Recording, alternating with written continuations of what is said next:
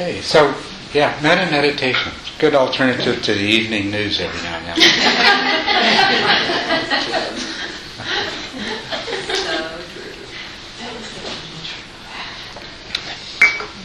So should I watch the news or should I do metta? Okay. So, need to see what we're going to talk about tonight. I can't wait to find out. Does anyone have any questions? Yes? Oh, I was just wondering if anybody could put me up for tonight. I was a little bit out of town, and I have my mattress pad and pillow and sleeping bag with me, so if anybody has a piece of floor I could sleep on. Would anybody like to volunteer?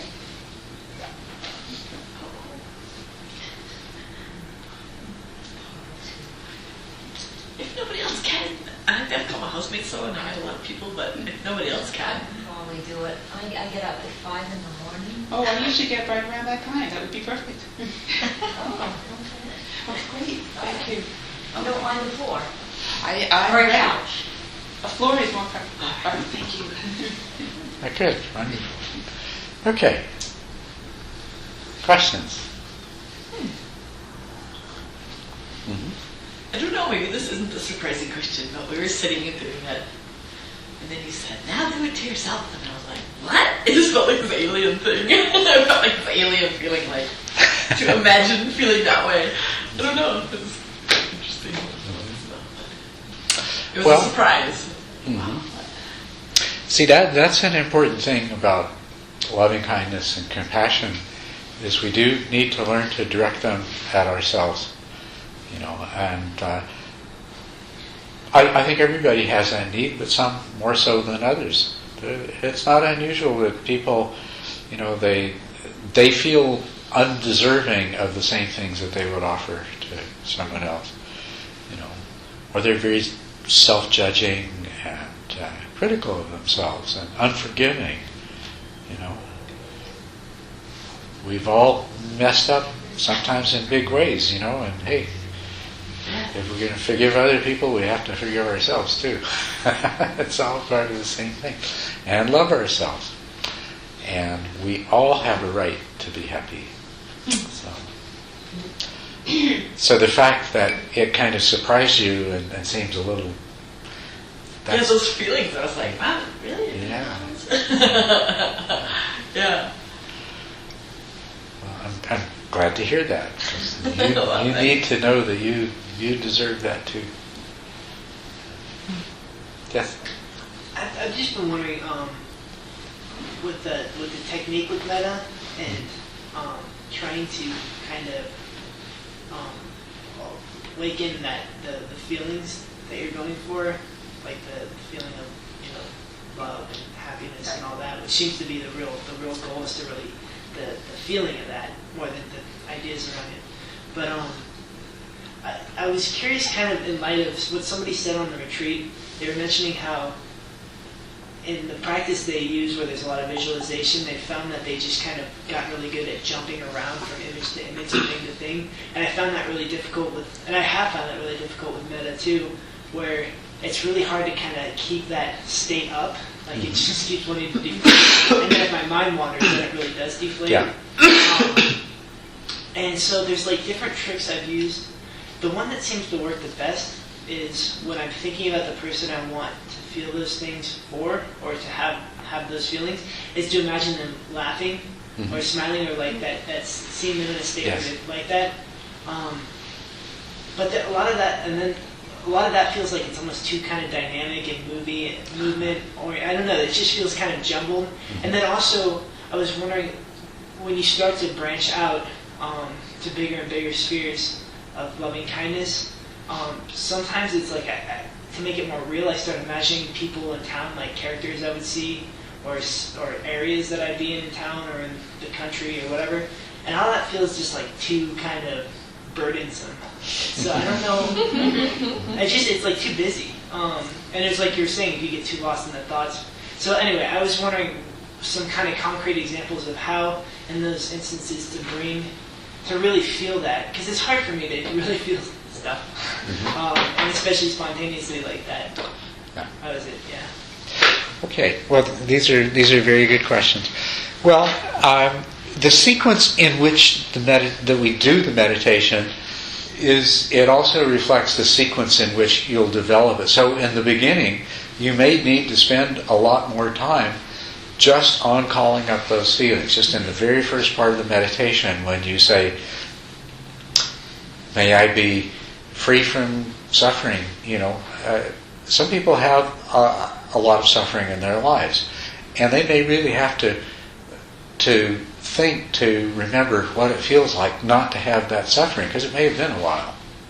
And the same thing, may I be free from ill will, and you may have been experiencing a lot of strife in one situation or another, but where you just start with wherever you are, and you bring up as much, you do whatever you can to bring up that feeling in yourself as strongly as you can. And then you're absolutely right. As you go along, there's two things. Yes, it's very, very helpful to visualize. Like when you're picturing somebody in your mind, I think, certainly myself, I find it very helpful if I can imagine where that person might be and what they're doing right now. Like if it's in the evening, and I want to direct this towards my mother, I think, I kind of imagine her in the kitchen, getting things ready for supper, right? And just so that I can kind of see that. And then I imagine that, she's right in the middle of maybe peeling a potato, and all of a sudden she gets this, wow. And I find that very helpful. But the other part of it is true, is that, you can go too far with that. You can get too busy. You sort of lose the feeling yourself, and then it starts to be kind of an empty, hollow thing. You call somebody to mind, and you're sending in these feelings, but you're not really feeling them anymore. And so at that point, you go back and you bring them back up again. And as a guided meditation, we go through the whole process. But you go as far as you spend as much time as you need at any one of these stages, and you go back to recalling the feelings for yourself as often as you need to. And if you don't go through all the stages in the meditation at one time, it doesn't matter. You go through the ones that you have time for. But there is balance. And the thing to keep in mind is that you want to keep these feelings as present as you can, given the limitations of who you are and what's happening in your life right now today. But given those limitations, you want to keep those feelings as strong and as present as you can.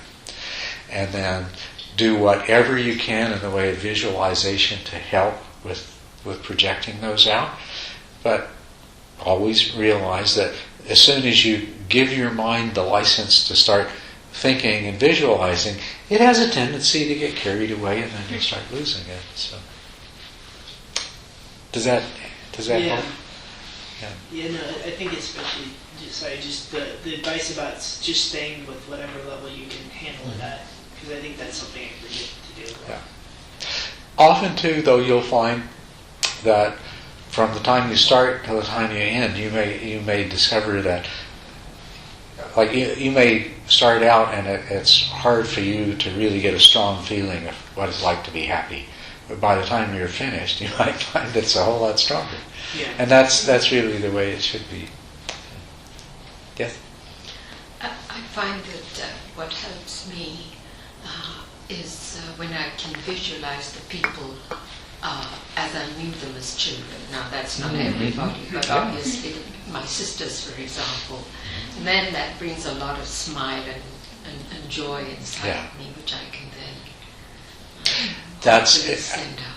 That's very good, yes, and that's very true. And now that's something that I think is especially applicable when you get to the point where you're trying to generate these feelings for people that you're having trouble with in your life, and that you don't necessarily spontaneously have good feelings towards. You don't try to visualize them as they were the last time you were in the middle of an argument.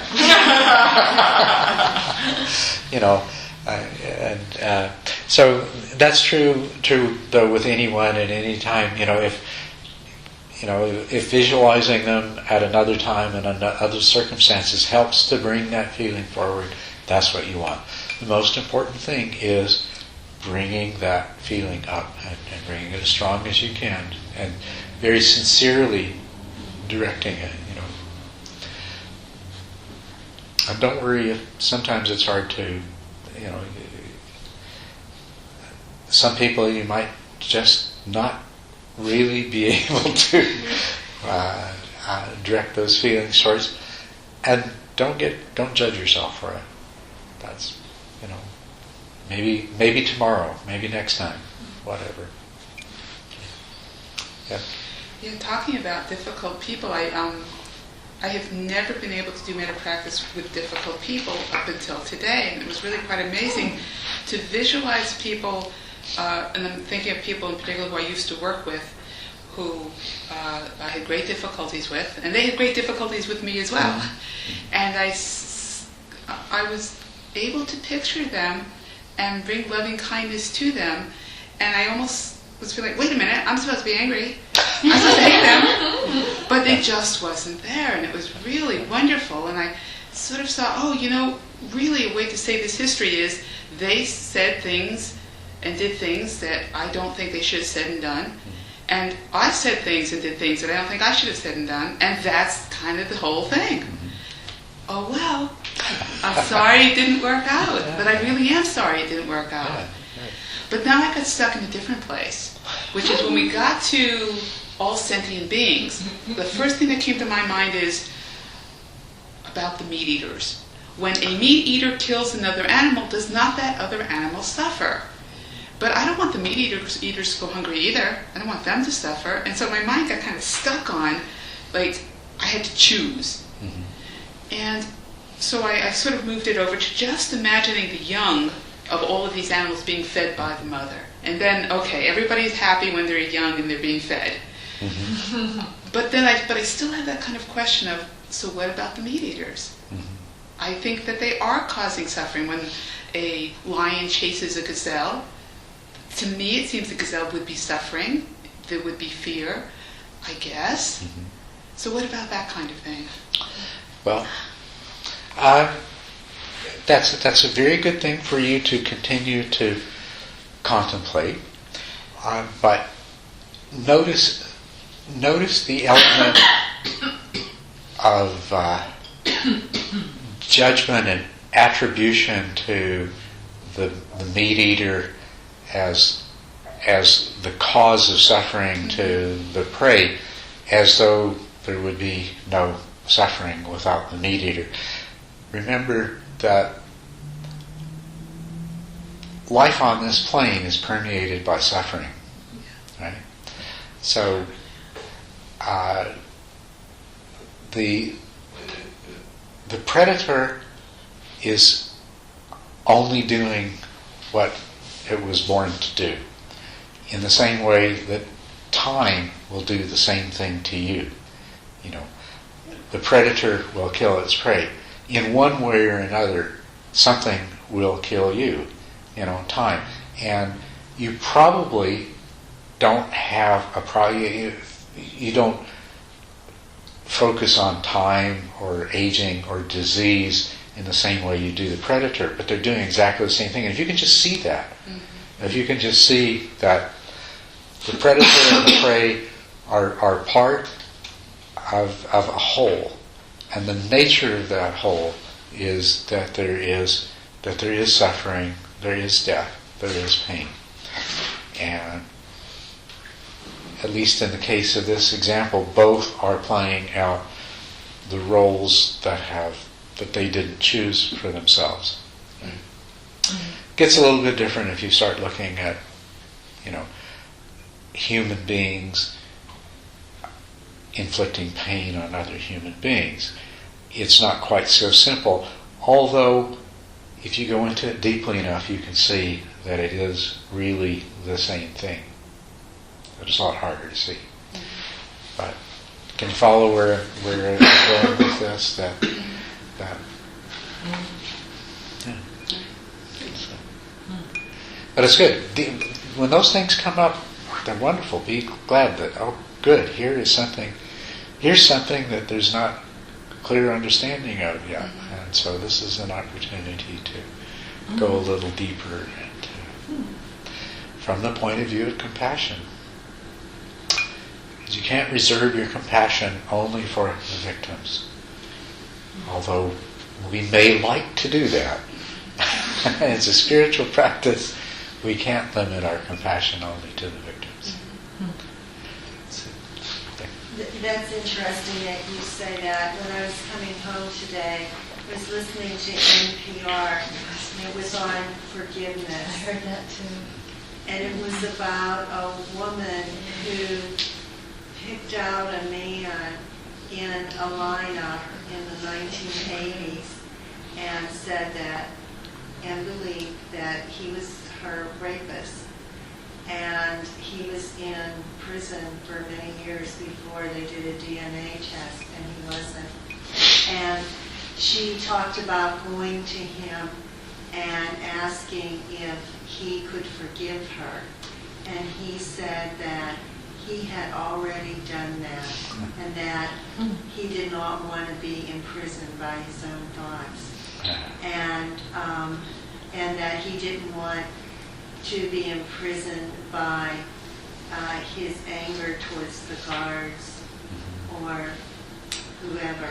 And they wrote a book about forgiveness, and it was on This I Believe, and it was just like totally amazing to me. And I think of the things that I think, oh, I can't forgive somebody that, and it's just such a lesson.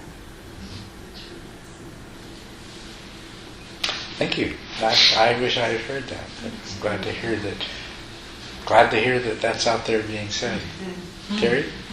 Well, I was thinking about when I was doing it. It was like spontaneously different people coming up. And then spontaneously it came up that it was people who I don't even actually know, just people that I know from message boards on the computer.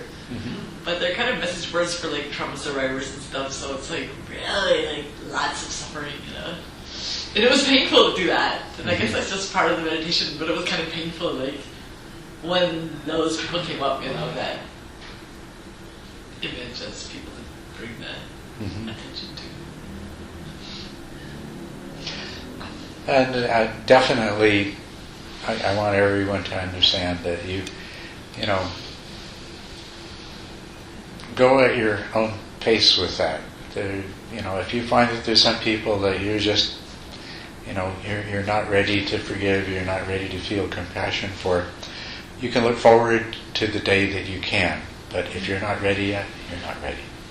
And that's all right. It's all right not to be ready. No, I did feel compassion, but it just went along with like painfulness. It is. Realizing how much pain they had been through. Just thinking of this group of people and remembering all these stories and being like, wow, Well, yes, and that when we start allowing ourselves to open up to feeling compassion for other people, then we open ourselves up also to feeling their pain. And it's like anything else. That could go too far, but it's also a good thing.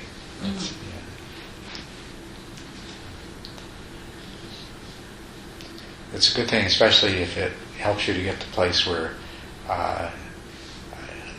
you can accept and let go of your own pain. And you can do that with other people's as well, and perhaps help them to do the same. I guess I think it is like what you were saying, though. It's important to like acknowledge that, because a really good friend of mine is like that. I really, really love this person, but sometimes it's really difficult. It takes a lot of energy to be with this person, just not because she does anything, but just because she's had so much suffering and is still going through this stuff, and just to kind of just witness it is like, it takes a certain amount of energy, and a certain amount of putting yourself out, I guess, in a certain way or something.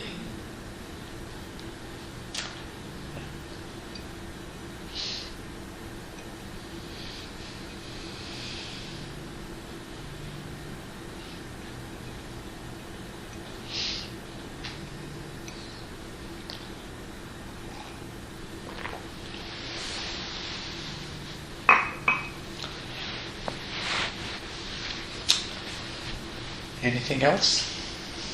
In the last few classes, or Thursday evenings anyway, I'm not sure if classes is the right name for these discussions, but we did get rather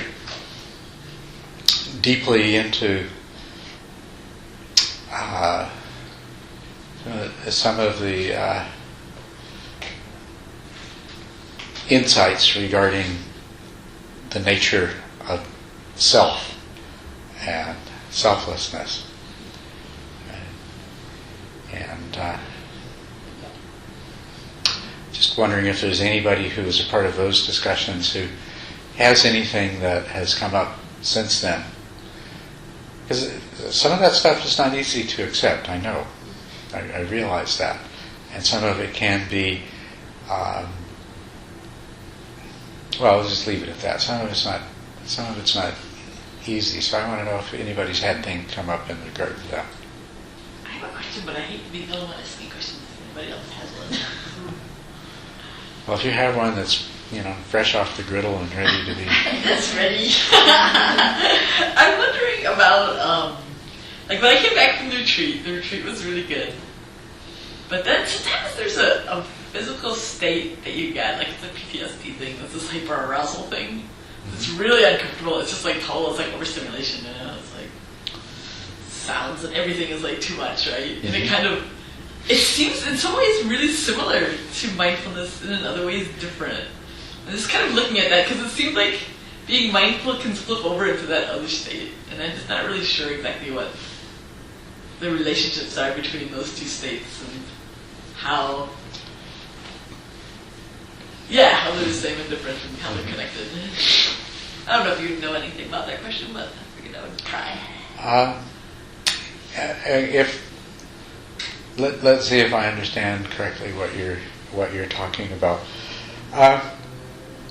You see,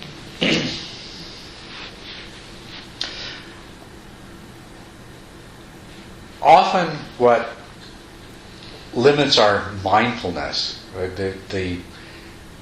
the strength and the clarity of our mindful awareness, is the sheer quantity of information and stimulation that we're subjected to. Mm-hmm. So that the only way we can deal with it is to put some filters between us and all of that. When you go on a retreat and you have this quiet time, you're calming your mind down, you're allowing your mind to become very open and very aware, and you're used to being in that way, where the total degree of stimulation is very low, then you go back into the world, you tend to get overloaded. You don't have those filters in place, and you experience a very strong degree of scattering. And when you're sitting and practicing meditation, there's sort of a balance. Like if your mind becomes too aware, too alert, too energized, then it's like there's just too much happening, and it feels really scattered. Then if your mind is not alert and aware enough, if the energy level falls too much, then you sink into this sort of dullness. And so in the meditation, you're practicing finding that balance where you're not going into dullness and you're not going into distraction. And of course, as your skill improves over time, you enjoy a higher and higher and higher level of mindful awareness without going into distraction. You're able to become more and more aware without your mind just all of a sudden starting to go everywhere at once. It's almost like when you meditate, the sounds will be really acute and you'll hear things much more. And this is almost like it can almost get like to a panic state because it gets painful and it's just like I don't know, it's that kind of a thing. Yeah. So it's always a good idea, especially the longer you've been in retreat, to give yourself a longer period of more gradual acclimatization back to the noise and fury of the world. But you can do that without just going back into a state of dullness. And what you'd really like to do is to come back into the world with more awareness, but more centeredness of your mind, so that it doesn't start to throw you off and carry you away. And that's kind of what happened. And I wish I could describe this stuff, but I don't know there's words. Because we had to go to the DES office for this access thing, and that's an insane place. There's kids running all over the place, and sometimes people putting out all sorts of crazy energy and whatever. Yeah. And something changed, and it was it wasn't overstimulating, but we still had energy, to smile at the kids and to be friendly to the people and stuff. But it was different somehow, but I don't really know how to describe it or say. It wasn't like being cut off, because we were not cut off, but we just kind of just kind of did it. It was almost like having something there, but it wasn't like having something there. I don't know how to say that. Well, I'm not sure exactly what you're referring to there, but you can see where you'd like to be. You'd like to have the inner stability, the inner peace of mind, to be able to let all this stuff just come and pass through you, and you can only attend to what you need to, what's important. So that means that you can smile at the kids and be 100% there while letting all the other noise and disruption just pass through. That's where you'd like to get to. So you don't have to filter it out. Mm-hmm. Yes? To go back to what you had said, do we understand this self and no self? Mm-hmm. And I think that the time that it becomes extremely difficult for me to understand it is when I think of the concept of rebirth, and I think of the Buddha having remembered his many rebirths and before he finally became a Buddha. And that's when everything sort of falls apart for me. And the whole concept of the tulka, is it tulku? Tulku. Tulkas. That's when the sense of no self gets completely lost. And I try not to use too much of my mind to understand it and hope that it will somehow sink somewhere deeper and that somehow instinctively I'll understand it, but I'm nowhere near any of that. Okay, so if I understand you correctly, and this is the problem that anyone who starts seriously studying Buddhism comes to at some point, and it's an intellectual problem. Okay? If the Buddha taught that there was no self, and he taught that there was rebirth, how on earth do we reconcile these two things? And the problem here is what we think ourselves when we hear about rebirth and what we project into that. This is the problem. Because until we truly understand this characteristic of no self, all of our thinking is going to be flavored by this belief in some kind of a self, which is not really very clear-cut, and it takes very different forms and shades and meanings, and so it can be very confusing to us. So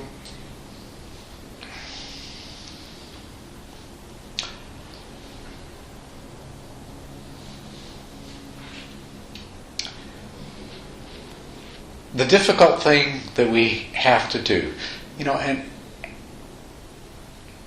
and it's the difficulty is only relative. It's not really difficult, but what makes it seem so difficult is that we have this very deeply ingrained pattern of a way of thinking in our mind, and it's very difficult to get over an ingrained pattern of thinking, even though the transition from that pattern to a more correct view might not require such a it might not require some huge, complicated intellectual process. It may be a simple shift, but when it's deeply ingrained, it's hard to make that shift. And so we may have to go through a lot of stuff to get from here to there. But there is an empirical self. There is a meaning to the word myself, and there's a meaning to the word I when we talk. And it has a very common sense meaning. But it's not the ultimate truth. Not only is it not the ultimate truth, it's not even a particularly functional fiction the way it often gets applied day to day and week to week and in one circumstance to another. It is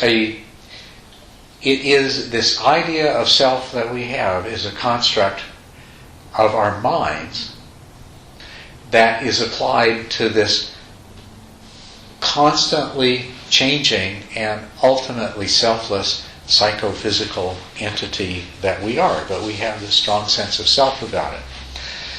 And, we say, we feel like I'm the same self that I was when I was 2 years old. And I feel like I'm the same self that I was yesterday. And we can trace continuities of all kinds. You have memories of that, and even if the body is not the same, all the parts that have been changed in it have only changed a few at a time, right? And so you may look very different than you did 10 years ago. You may not even have a single atom and molecule in your body that's the same as it was 10 years ago. But even if that were the case, there is this continuity that all the parts have only been replaced a few at a time, and the differences in form that have come about. So there is a certain sameness and selfness about your body, but that's not the self that's the problem. Okay, it's this attachment and belief that there is some substantial self, some unchanging, continuing thing that you can keep identifying with as self. And the only reason that that's a problem is that as long as you have this notion of self, there's an absolutely inexorable, inescapable logic to craving, to desire and aversion, and you're going to continue to experience suffering. Okay? So the only way to overcome suffering is to be able to overcome craving. And the only way to overcome craving is to understand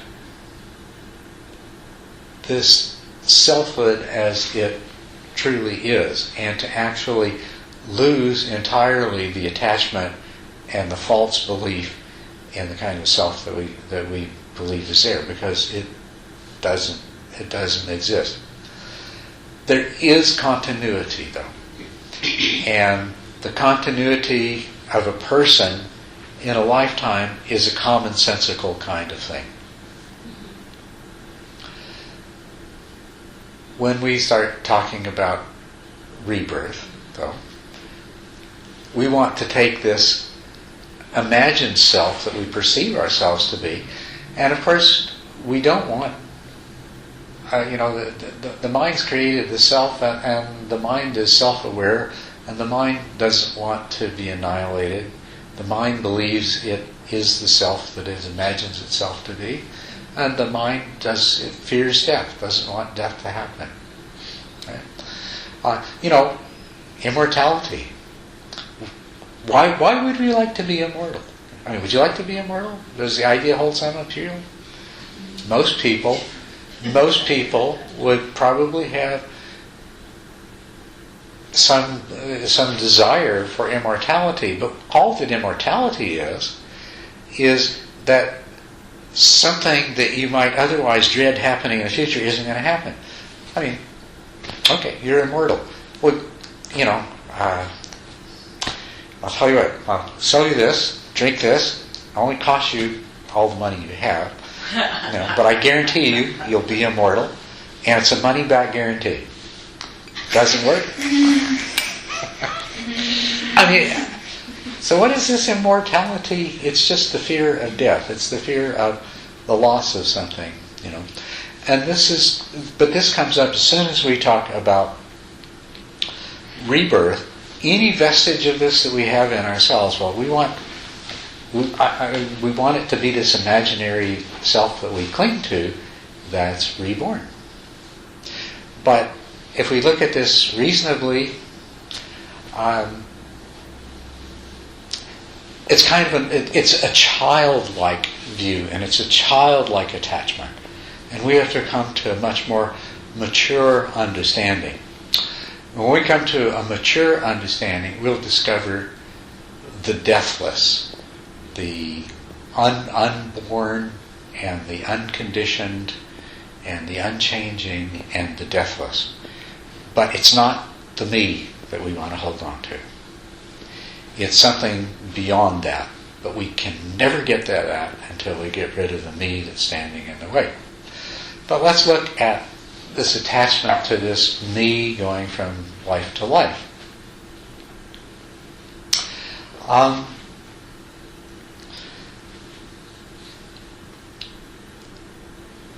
Let's supposing that you could recall an assortment of previous lives, in the sense that you would remember what it was like to be this person, this man or this woman or this boy or this girl, doing this, hearing that, feeling this, having that done to them. And then you could go to some other recollection of what it would like to be this other different person experiencing those same things. Would that not be much like when we're at a really good movie and we really identify with the character in the movie? Is that not much the same thing? What it is like to be this person, and we sort of live their life vicariously in the movie, or in a very well written novel, or in our imagination. Do we not do this in our? What would it be like to be like that?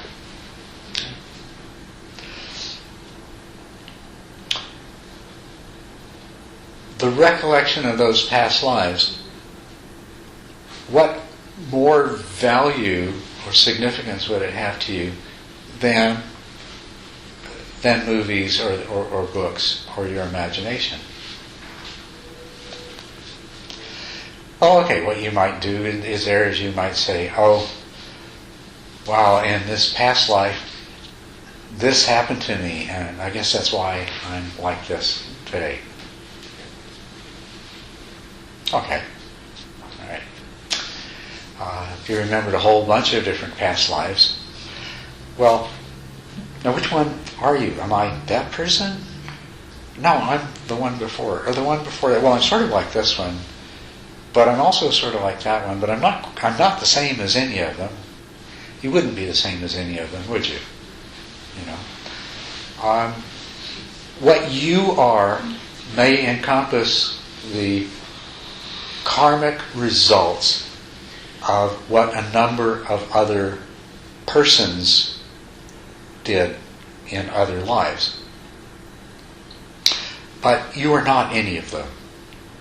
And as a matter of fact, all you have is those karmic results. If you look at your two parents, you have some of the characteristics of each of them.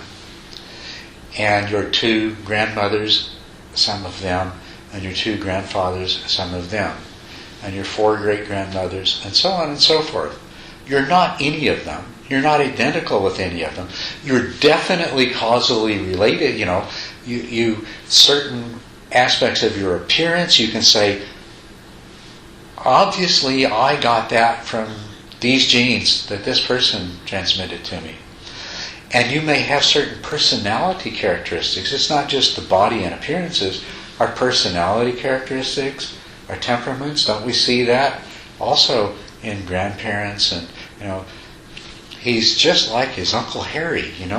Sometimes I can't believe it. He just, he's so much like his Uncle Harry. And it's not because he hung out with Uncle Harry and copied him. It's because those things too are determined by genes. There's things about our physical bodies and our appearances and our skills and abilities and talents and our personalities and our predispositions that we can very easily trace to little bits of matter, DNA, and we don't have any problem with the idea of, I got those tendencies from it, but I'm not that person, right? And it's really no different with karma. We inherit certain karmic propensities from psychophysical entities that have lived and acted in the past, but we are not them, and they are not us. But it is so easy for this sense of I-ness, me-ness that I have to seize onto that as, I really exist. So I existed before, I'm going to exist again. And then I can hold on. And so in that way, we can really let the idea of rebirth get in the way of our getting beyond our attachment to the illusion of self. And we need to do that. On the one hand, it's difficult, it's painful to let go. Okay, so I don't have a soul, I don't have an eternal self that's always going to live. There's not some essential essence that is me and will always be me and is different than anybody else. And like when we have to give up all of our childhood toys, it can be painful. If we're not quite ready, it can be very painful, right? But the wonderful thing about it is when we can give them up, it opens us up to something that is far greater, and that's where we need to go. So a lot of people come to Buddhism and their minds will do everything they can to avoid confronting the reality that there is no substantial self-existent self, and that is the clinging to that notion that is causing them all their problems, and that is collectively causing all of our problems, and as someone who's not here tonight brought up one time, but yes, by teaching those, sometimes it can be very helpful to teach people whose level of understanding and spiritual development is not so sophisticated, but let them cling to the notion of reincarnation, because that's what we're really talking about. The Buddha taught rebirth, and he said, what is reborn is only the karmic seeds. There is no self that's reborn. And everybody that ever came to him and tried to say, is this what's reborn? He'd say, no. Where have you ever heard me say such nonsense? And he'd go through and explain, that's not a self, that's not reborn. What's reborn is karmic predispositions, and this that you are is not that. But yes, it's true that for many people it's perhaps useful and helpful to get them started on the path if they are allowed to entertain the belief in reincarnation and the comfort it gives them. And okay, well, if I don't get enlightened in this lifetime, at least if I can lead a more or less virtuous life, I will get reborn in another form, and the next lifetime, might be more conducive. In the meantime,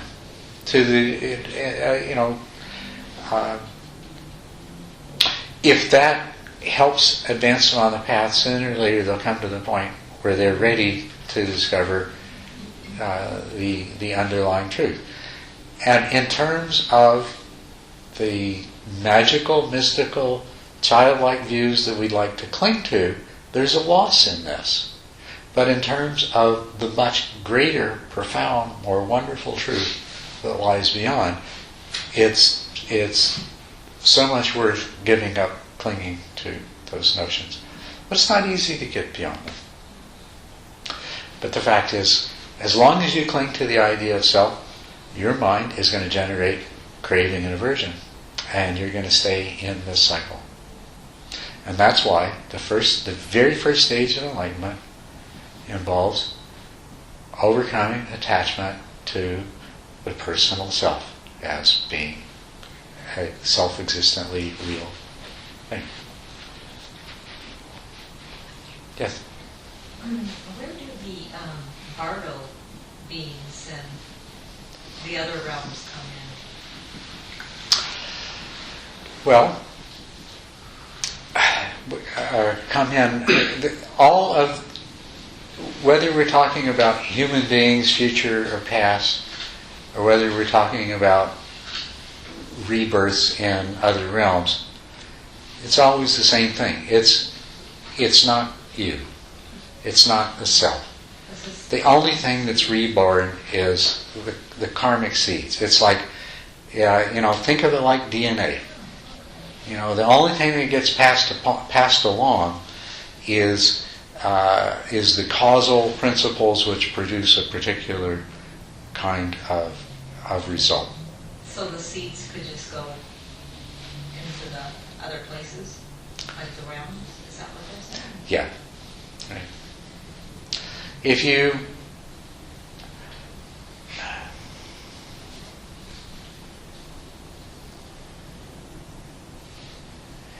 in the course of a lifetime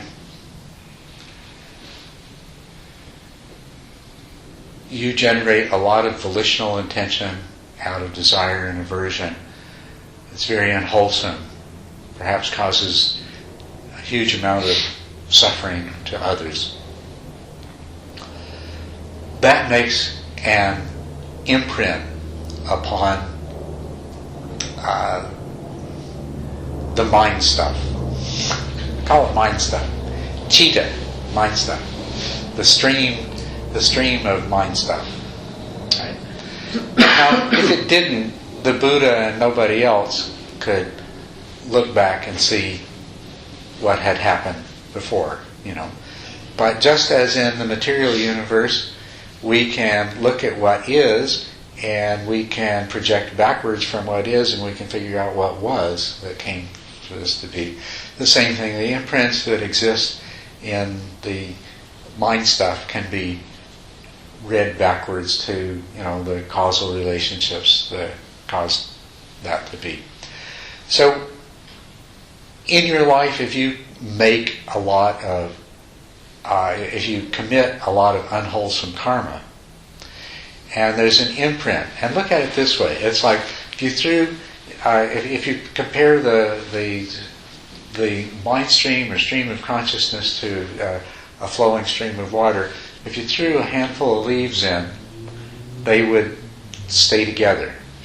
In terms of these mental formations that these karmic propensities involve, they're interconnected. They're interconnected with each other. An unwholesome act doesn't happen out of nothing. It happens out of the totality of the mental formations that are one of the 5 aggregates of what you are. And even with the disintegration of the body, and even with the disintegration of most of the mental formations, there's imprints, and those imprints are interconnected. And so they will tend to stay together as they flow along. Well, these imprints might cause a being to come into existence in a hell realm, which comes into existence with karmic predispositions that are the result of that imprint. And now, on the one hand, if that was you, and you'd say, oh, I don't want that to happen to me, so therefore I will be good. Well, that's good. That is good. And if you believe in reincarnation, which that would be, then believing in reincarnation might help you to lead a more ethical and virtuous life. And that would be all right, because you don't want to be reborn in hell. At a higher level of understanding, this me is a fiction. You are one with the universe. We are all one. So any being that's reborn in hell is you. And any being that's reborn in heaven is you. And so at that level, to the same degree, but at a whole different level of understanding, you don't want to perpetuate any aspect of the suffering in the wholeness of what is. Buddhas don't commit unwholesome acts. And as people attain the first and the subsequent stages of enlightenment, they are less and less predisposed to commit unwholesome acts. What they say of a person when they attain stream entry, the first stage of enlightenment, is they shift from an external moral compass, I undertake the precept to refrain from, I undertake the precept to refrain from, thou shalt not, this is bad, don't do that, to an inner moral compass, because they've seen the truth, that anything they do to anyone, they do to themselves. Now sure, a simplistic way of understanding that is anything that I do to you, well, I'm going to get, me, the same person is going to get reborn and somebody else is going to do that to me. That is, that's a simplistic way of understanding. It's not that it's not true, it's just that it's on the one hand it's overly simplistic, on the other hand it allows you to keep clinging to the idea that there is a me behind all of this, and as long as you think there's a me behind all of this, you're going to be really concerned with pleasing the me and avoiding any suffering you can. And there's the me and there's the not me, and you're going to, the logic is that I'm willing to take from and do things to the not me in order to advance and enhance and satisfy the me. So as long as we create this boundary, we're going to keep doing those things. And that's why we've got to get beyond attachment to the view of self. Because it's not true.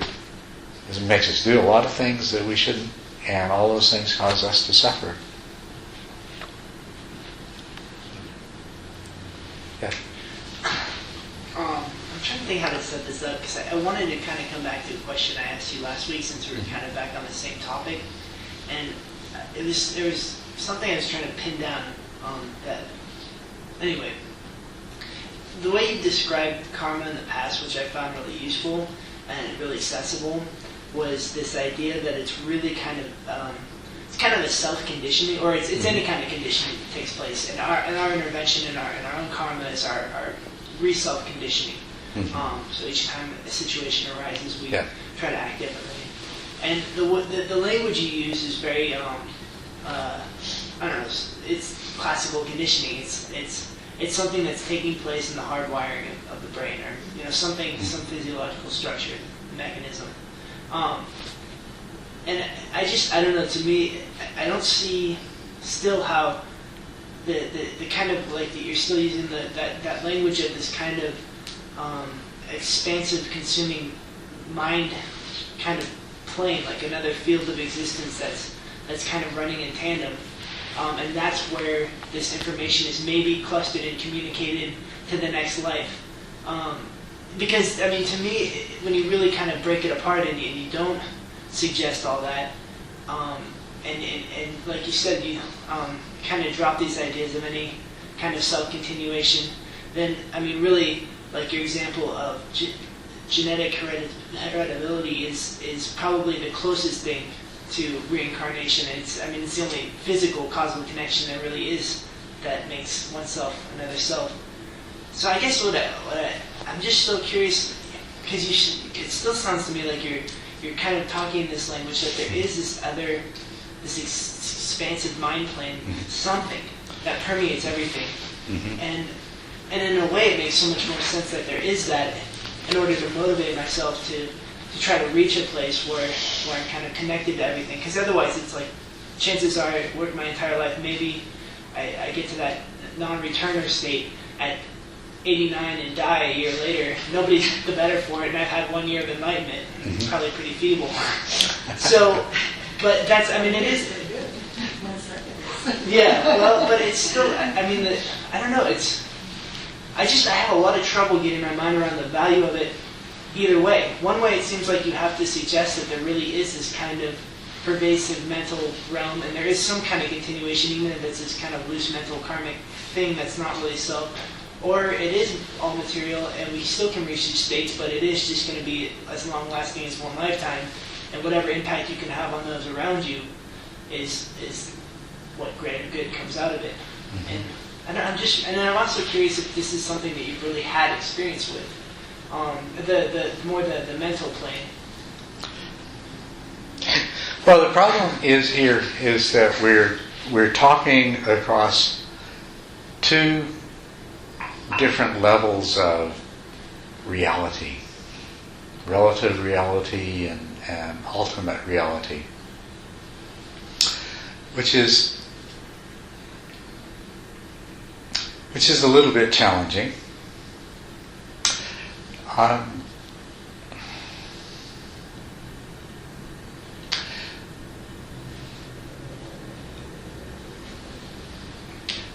Now, if you can clearly see, if you can clearly understand the idea that's being presented in the five aggregates, right? You know, and this is conceptually a very useful thing, but it's not the only way to look at things, but it's very, very useful. But it's, you know, if you can understand that clearly, and you can see that, yes, this is what we all are, and you can see that one aspect, the mental formations, you can see that this is where your karmic results arise from, and this is where your karmic seeds are planted, right? That, you know, and look for anything else. Feel free to look any other place they could be. And I'm sure you've done that. But it's important to do that. Where else could this be? You know, and we can come up with these, you know, all kinds of imaginary ideas. You know, there's a God that's keeping track.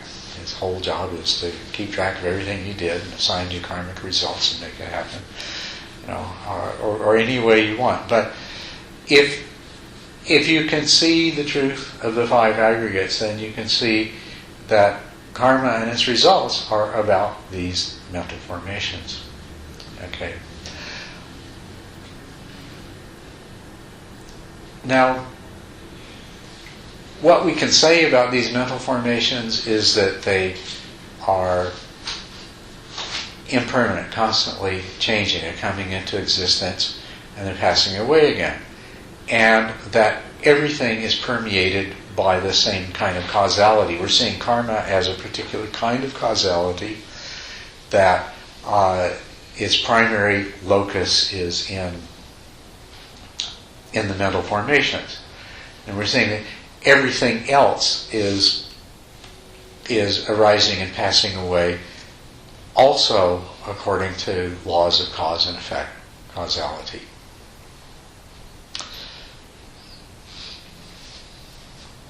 Where was I going with this? Okay.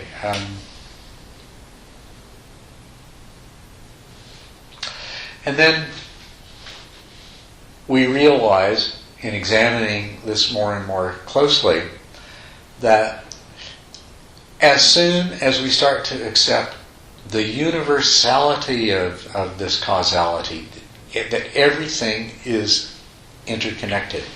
Everything is absolutely, completely, and totally interconnected. And that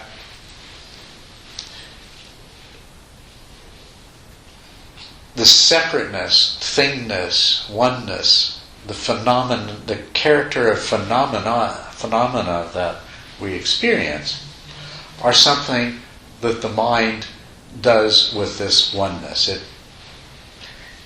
It latches on to certain aspects of this process of flux. and it projects the character of thingness, of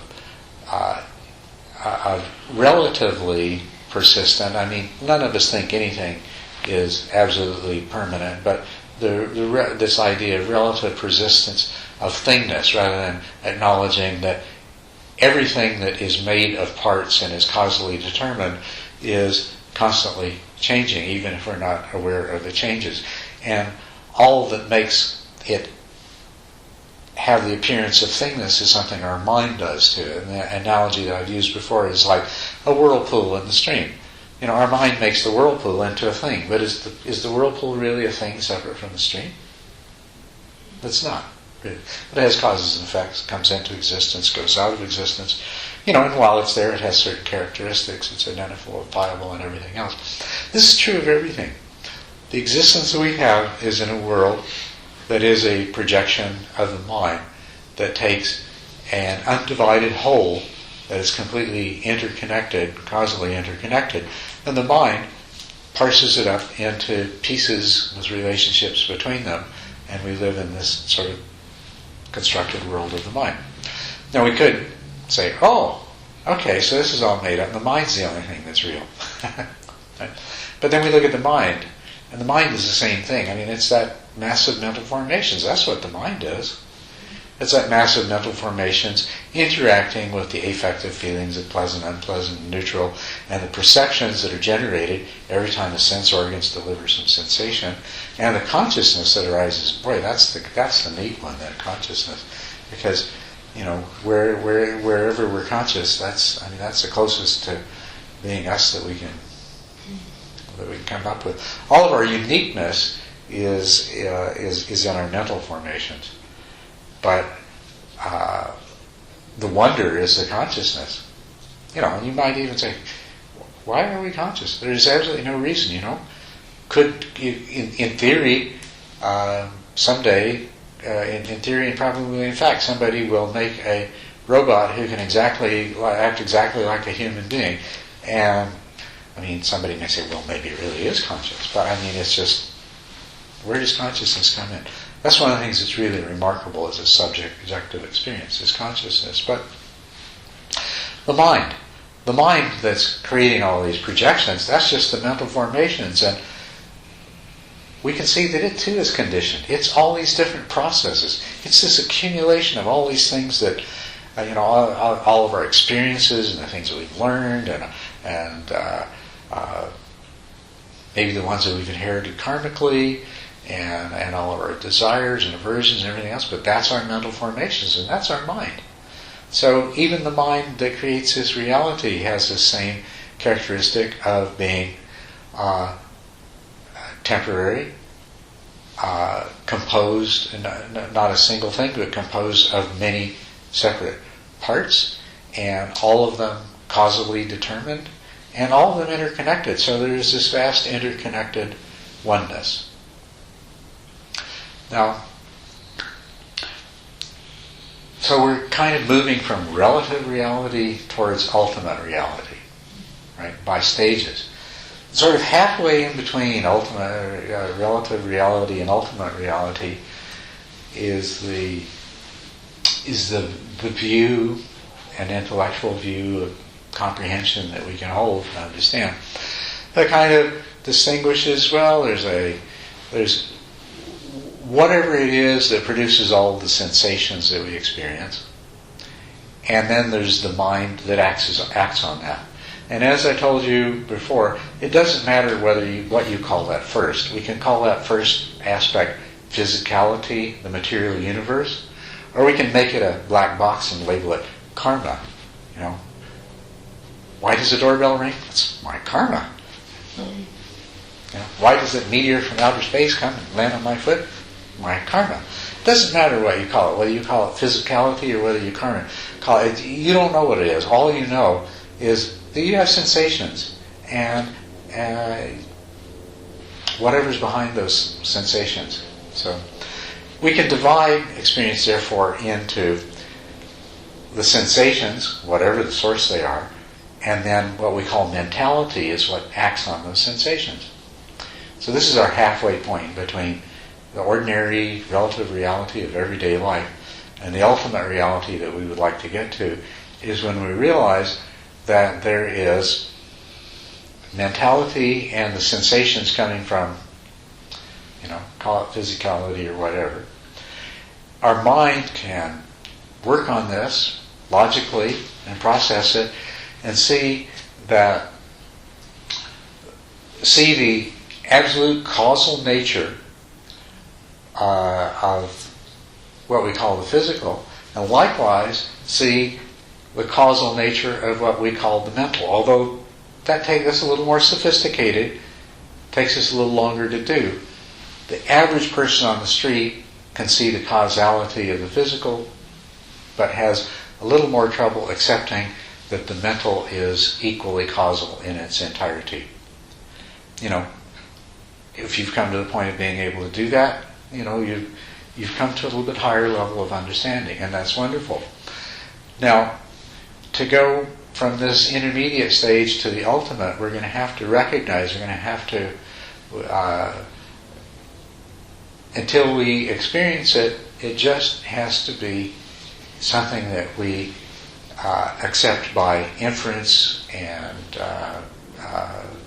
but if everything we know is interconnected in this way, that gives it a singular wholeness, and it is empty of the thingness and individuation that our mind projects,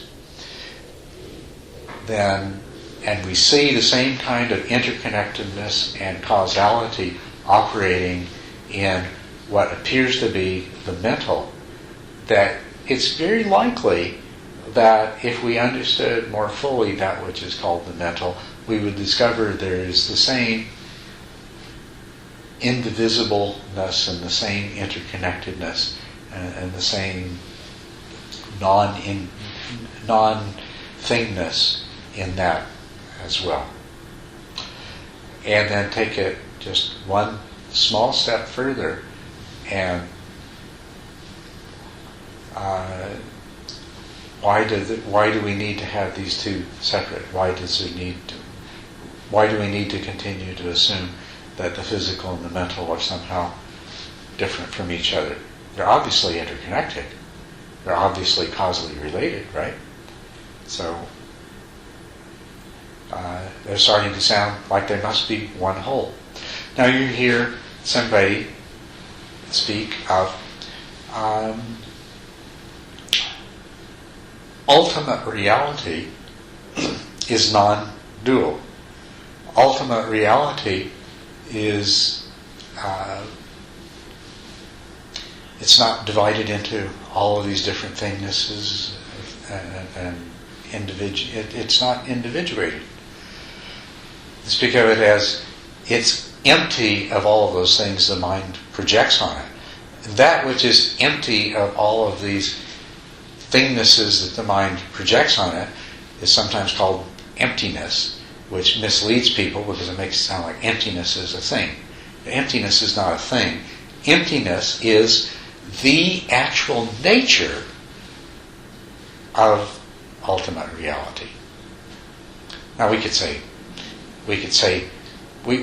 for convenience call ultimate reality emptiness, because it has the nature of being empty of all of these things. And so we'll do that. And so then what do we find when we go to what enlightened people have to say?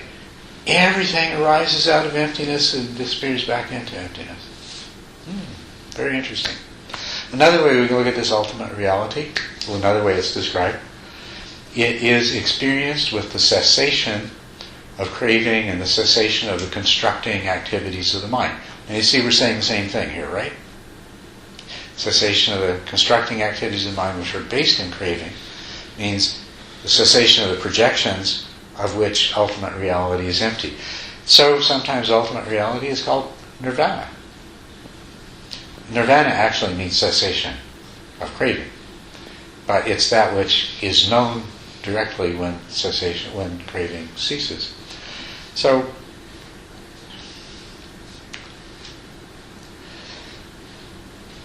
from the point of view of ultimate reality, everything is one. Past, present, future, there's no separation. And this, so what happens to all of us? What happens to relative reality in the process? What happens to when you've got nirvana? What happens to samsara? Where did it go? Nirvana and samsara are the same thing.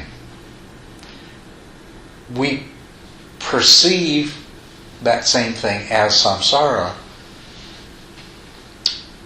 when our minds do their constructing activities. Then we create this illusion that's samsara. But they're not different. There's only one. There's not two ultimate realities. There's not samsara, and we get on a boat and we paddle over here to nirvana, right? And then we look back and say, "Man, I'm glad I'm not there anymore." It's the same thing. There's only one ultimate reality.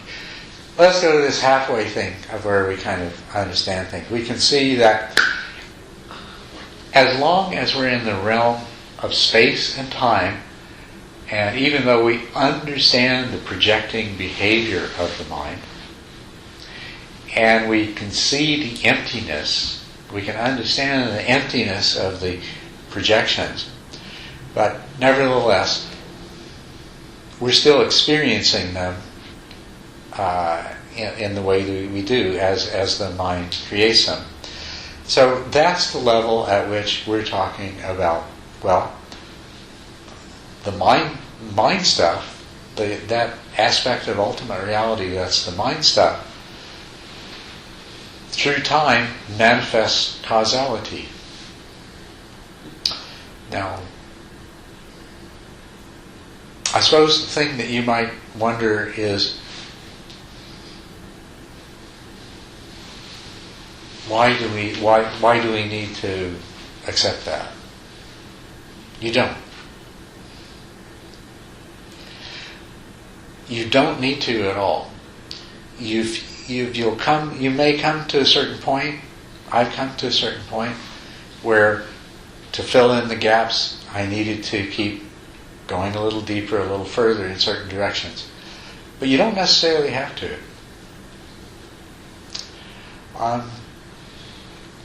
You don't need to go beyond your own life and the present moment. You don't need to go into future lives and past lives and trying to understand how, when this body breaks up and disappears, karma could carry on in the future. And you don't need to worry about the long-term, the temporal unfolding of ultimate reality. It's not necessary. You can disregard that entirely. One of the most revered teachers in the world, said to be a fully enlightened Arhat, Culadasa Bhikkhu. If you look at his teachings, every one of them, he says, rebirth, forget it. It's not a part of Buddhism. It's not necessary. Forget it. It has nothing to do with it. So you don't need to. If you feel like you need to go in the direction of that, for a long time I didn't. And then things kept coming my way. People kept asking me questions. People had need to understand. And so, okay, well, I'd better start exploring this a little bit more. And so I started doing that. So, that's helpful. I feel like there's still this distinction that I feel like I'd like to see made or something. But basically, you're saying, when you say the mind manifests causality, so the way I've heard you talk before, the way I've understood it, maybe this is my model of reality, I'm sure it's my model of reality, but is that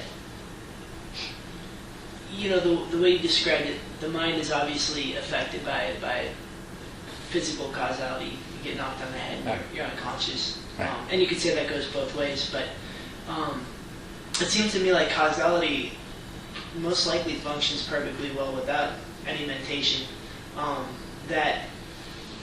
And I guess I don't know, I don't feel like I'm articulating very well in that, but like, I guess ultimately what I'm getting at is, you talk about ultimate reality, and I'm wondering, I could see ultimate reality even at the level of enlightenment and all that, as still being constrained by physiology. It's the highest level a human being can reach, and somehow this whole idea of ego is bypassed, and there's this direct experience of sense perception, and then all the constructs, the mental constructs that are there, are recognized for what they are, but they're still utilized because you're functioning in space and time, and you're an entity in the world. But it still seems like there's this really kind of distinct cutoff from the mind and consciousness in the skull, interacting through the senses and through the through the limbs and through the organs in the body, and what goes on outside of the human being, and that there isn't necessarily a direct communication of information from the mind into reality that stays imprinted after the fact. We have intentions and we act on the world, but what comes from that is just kind of a matter of chance. I don't know. Anyway, so the only point I'm trying to get is, so when you say the mind manifests physical causality, or you use that kind of language, I don't get the sense from what you said before that the physical world is really at all dependent on the mind for its continued functioning. I mean, how would we know one way or the other? But that I don't think that's what you're suggesting, is it? Is it? The physical world as we tend to perceive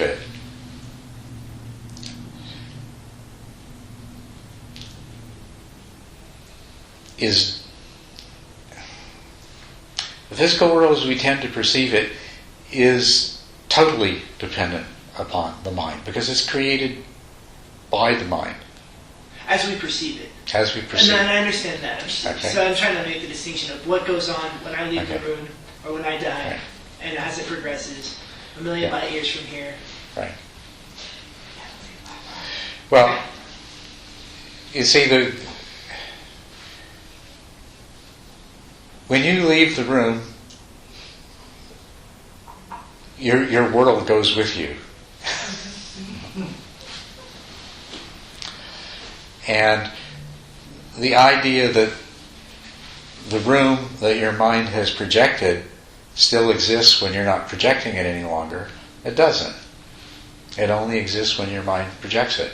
And if later on your mind should happen to project a memory of the room, at that time your mind is projecting a memory of the room. There is a separate universe for every single one of us, and that separate universe for every single one of us has its representation of this room, which comes into and out of existence whenever we happen to perceive it, either directly or as memory.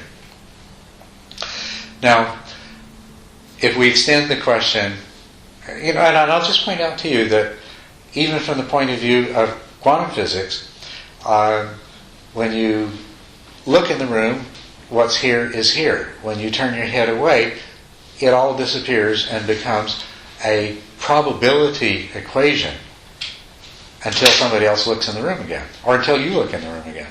You look in the room and it collapses the quantum wave equation and gives it a single result, that which you perceive. You look away, and now all of a sudden it's nothing but probabilities again. And when you turn around and look again, it collapses and it becomes. That's really no different. Even the physicists are saying the same thing that I just said, that this room only exists when you perceive this room, and it persists the way you happen to perceive it. But we'd say the question, okay, you say, yeah, but what's really happening though? What's really happening? Okay, see, right? Isn't that where we want to go? Okay, I know my mind's, but take my mind out. What's really happening? Right? It's this. You've got to accept that what's really happening. Now we're talking about ultimate reality. Okay. Well, ultimate reality isn't this room. It just plain isn't this room. And your mind is part of ultimate reality. It's not like, we can say, okay, I take my mind away and now here's ultimate reality. Your mind and ultimate reality are one and the same. Your mind is part of it. Mentality and the physicality are really the same. That's the problem. And just catch yourself, and really good thing, just keep noticing how your mind keeps wanting to do that. Your mind keeps wanting to say, yeah, but, and it wants the world that it creates to have some kind of reality. It wants there to be a tree in the forest when you're not there. Just as your mind wants you to exist, and it's always going to keep coming up with this yeah, but.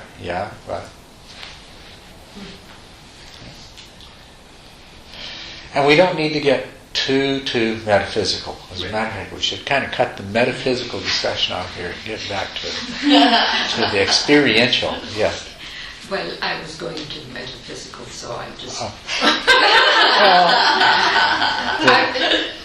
It was just an example of what you just said, that the mind keeps wanting to cling on to this sense of reality and sense of me, because what I was going to say is there's this karmic it's only your karma that sort of exists in your next life. That's right. However, it's my karma, not Terry's karma. That's right. Yeah. Right. So in that sense, the mind still keeps clinging on to the my karma and not Terry's karma. Well, that's right. But let us not mistake. I'll tell you something that someone came up. They said, "Well, what about these patients that have a split brain operation? You know what that is? What split brain. Our brain has two identical halves, and some people for epilepsy they sever the connections between them, and the two different halves have different personalities, generate different desires and aversion, and even whenever they have the opportunity, act in different ways. They're like two different people." And so he said to me, "Okay, so now all of a sudden we have one person, and when they die, it's sort of like when I have two people. Well, why not? Why not? Well, if once they become separated, one from the other, and why? Why do you assume that all of the karmic there's nothing to hold all of these together? If we throw 2 handfuls of leaves in the stream at about the same time, some of the leaves are going to mix up together. If an embryo is formed, an egg is fertilized and an embryo is formed, and there is more than one strong karmic predisposition from different sources, why can't they come together? And why can't they separate?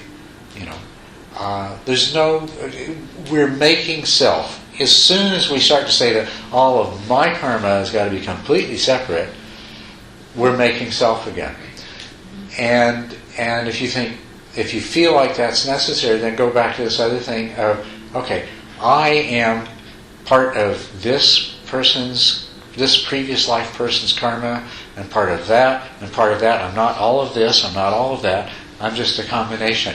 I'm a combination, even if you just somehow try to keep it in a linear sequence, you can't say that you are all of any one person's karmic consequences, right? I mean, you have an infinite number of lifetimes of karma, okay? So Well, definitely, since you've been born till today, you haven't been manifesting even 500,000 lifetimes of karma. So therefore, there's a whole lot of pick and choose there. Okay? So what you are then is a pick and choose, bit of this, bit of this, bit of this, bit of that, from an uncountable number of previous lifetimes, even if you imagine them all in an unbroken sequence. Well, when you realize that, isn't it rather a small thing to say, well, maybe there's no reason that all of this holds together as a single entity, even from one rebirth to the next. It doesn't. I mean, the Dalai Lama, when he talks about the previous incarnations of the previous Dalai Lamas, he has a connection. He has certain kinds of connections with certain of them, none at all with others, right?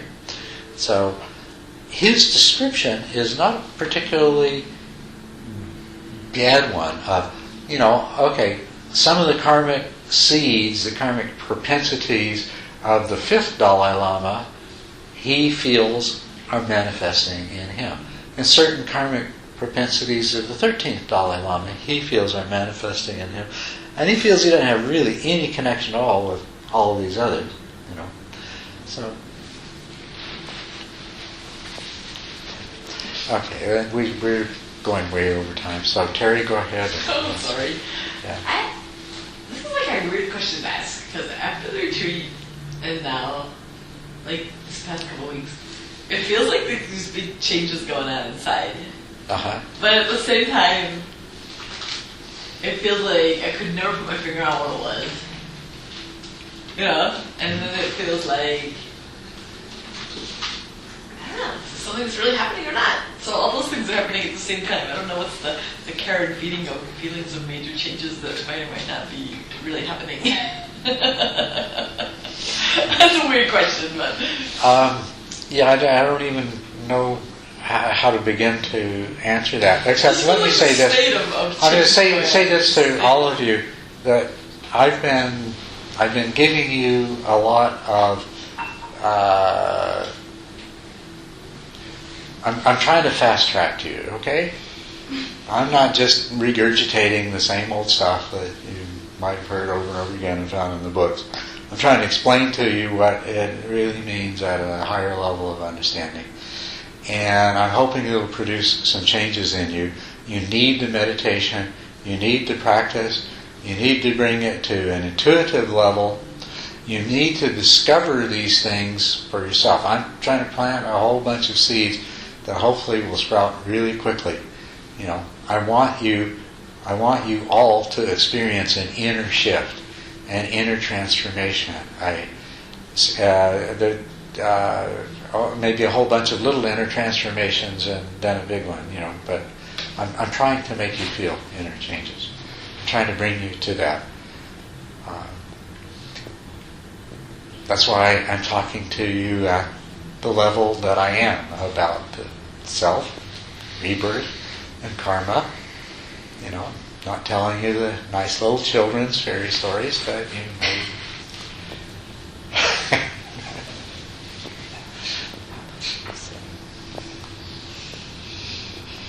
So yeah, good. Feel some inner shift. See where that takes you. Don't cling to it. One thing your mind will do is your mind will slip and slide around trying to find another comfortable place. If I say something that bumps it out of a comfortable place, it's going to do its best to wiggle around until it finds another place to come to rest. But so anyway, I think that's enough for tonight. And thank you all. Hope to see you again next week, or next time, whenever that happens to be.